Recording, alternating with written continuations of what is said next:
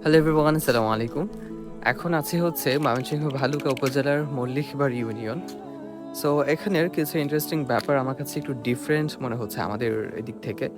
So সেগুলি আমি আপনাদেরকে পার্ট দেখানোর চেষ্টা করব। তার মধ্যে একটা বিষয় হচ্ছে কি যে এই এলাকায় সচরাচর আমাদের এদিকে কিন্তু আখ খুব একটা দেখা যায় না।